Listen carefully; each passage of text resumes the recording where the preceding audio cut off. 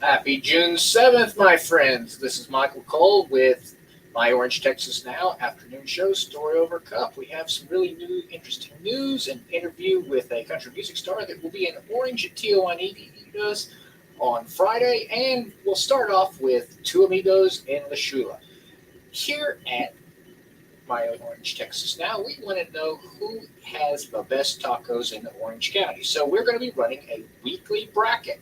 Our first week is Two Amigos versus La Shula. So if you're interested in having your voice heard, go to our page and thumbs up for Two Amigos and heart for La Shula. Now let's talk a little bit about some news. Let's see, according to the city of Orange, they're searching for a new director of public works.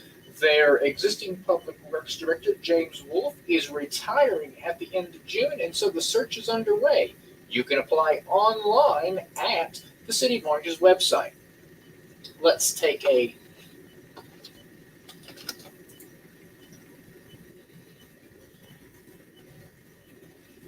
look at our traffic.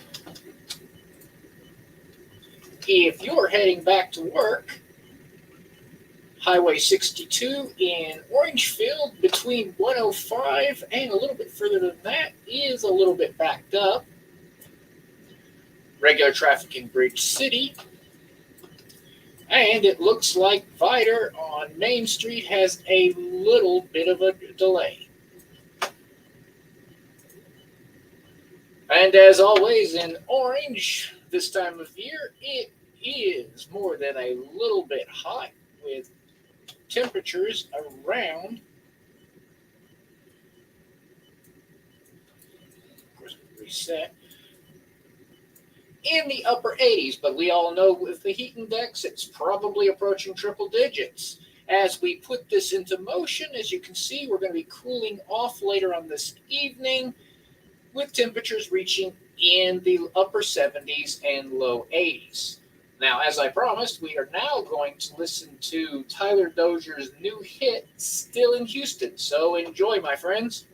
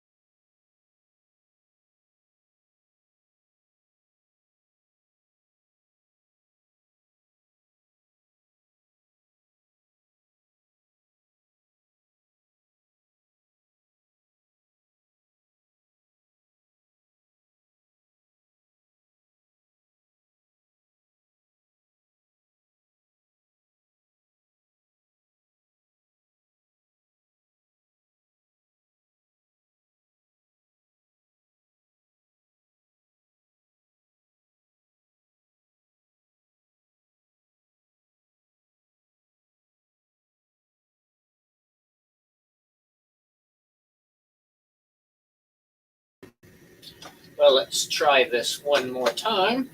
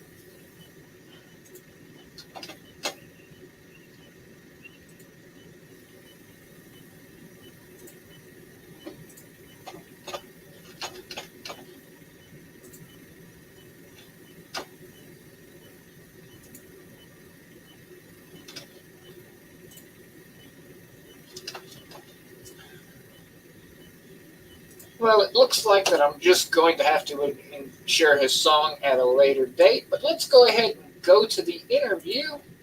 Ladies and gentlemen, this is Tyler. And we are back. Let's see. The we have with us in this segment brought to you by Bourne Construction. If you are looking to have a house, commercial or industrial property built, Bourne Construction is the people to contact. For this segment, we have with us Tyler Dozier, a local country music star who's has songs that are starting to really get everybody's attention. Welcome to the show, Tyler. I appreciate you having me. Let's see. You told me earlier that you've been playing from a pretty young age. Did you just, I mean, is it just like as long as you can remember you've been playing, or was it just like a day in which you were introduced to it? I was introduced to it from birth, I'm pretty sure. As far as I can remember, I've always been around music. My whole family revolved around music. It really did. And then I finally picked up a piano and started taking piano lessons at about 6 years old. And from there, it just kind of escalated into what it is today. I picked up a guitar at 12, so it's been uphill since. So, like when most kids today would be playing the game box, you were like strumming the sixth string. I was, yes, for sure. And I still do playing some video games, but like every kid, I did. I played a lot of music at a young age. So, on that line, since you started playing as a really young age, who were some like singers or songwriters that really influenced you when you were growing up? You said, "Oh yeah, this is my idol." I had a lot, and I surprise a lot of people because of my age and the people I always come up with when I get asked this question. But I'm really, my whole core goes down to Merle Haggard, Keith Whitley, guys like that. Those two really influential on me, and like Cody Johnson, man, like just to see what he's done. I was a little bit older. I was a teenager when he first started coming out, and I followed him from the ground up, and it's just awesome to see an independent guy turn what he is today. Okay, and so on that line, since you had told me that you'd gotten to music as pretty much an alternate career, COVID put you out of your old line of work, and you had to like start into like singing and songwriting as a professional thing. If if COVID had not have happened, would you have ever envisioned yourself going into music? Was that something that you would have done eventually anyway, or was just something like you woke up, it just before you knew it, you were here? Well, it was always in my blood. I had always played music, and I'd always loved it. No, I had never thought of a profession in it because I mean I had a good job working, making good money, and then so no, probably not. It was the push that I really, because I'm so blessed that it happened, and it was a blessing in disguise to push me to where I am now. Okay, let's see. And on that line is your song "Still in Texas" is chopping quite a few charts. Tell us a little bit about this one. Man, Still in Houston is one of the very first songs I wrote. I think it was the second one I was able to write, and it meant a lot to me. It really come out of nowhere. I was on Facebook, and I got some buddies up in Nashville, and they were Texas. They were flying back for the week to go back to Nashville, and they had a layover in Houston, and he posted on Facebook, "Still waiting in Houston." Kind of struck a chord with me right then. I said, "Still waiting." So I took the waiting out, turned it into "Still in Houston," threw a melody to it, and it just really, really took off from there. Went and recorded it in Austin, Texas, and released it in February of 22, and now it's number one airplay international radio chart right now. So, And I think we had talked earlier, and you said something that the very first song that you've ever written that you still haven't released yet. I'm not so much as like asking about that particular song as like like for instance when you actually will release it. I'm more interested in like uh your thought process. I mean, when you wrote it, was it like, did you set out to write it? Was it something that like Still in Houston that just came to you? And when you finished writing the song, were you surprised? Well, that's a very good question. And I wrote my first song, that was 3 years ago. And I'd been kicking around the idea of songwriting. And I had some ideas in my head that I really couldn't ever just put down on paper. And then one day, sitting around, I was playing my guitar, and I had a melody in my head. And I started playing it out loud. In about 45 minutes, I had a verse and a chorus. And then from there, I just kind of built on that. And by the end of it, I was like, man, I've wrote a song. That's a song. But yeah, it was a pretty exciting experience, and it really opened a lot of doors for me. And let's see. I've talked to a few other singer songwriters, and uh, a musical influence of mine growing up was always Billy Joel, just because he could turn this, so many ballads that he wrote. But what honestly like surprised me is he always said that he considered all of his songs his babies. And so on that line is, I know they're all your children. Do you have a song that you've written that you're like, the near and dear, that's actually like your favorite child? Ah, it is like a favorite child. It's bad to say because you love them all, but I do. I have a couple that are actually pretty near and dear to my heart. Houston is actually one of those songs, just because of how it just came upon and out of nowhere. And from the moment I put it down on a piece of paper and played it for the first time, I knew that I could make something out of it, and it just hit me. And then another one is probably no one's heard it yet, but soon to hear it actually, hopefully. Texas Honky Tonk, and it's just a rocking little honky tonk song that I actually wrote about Honky Tonk, Texas, and Silsby. Hmm. So let's see. You've actually like been touring different places like the Oaks. You're going to be in Orange this Friday, but you had said something about some of the other acts that you've opened up for that are some pretty big names. Would you tell us about a few of them?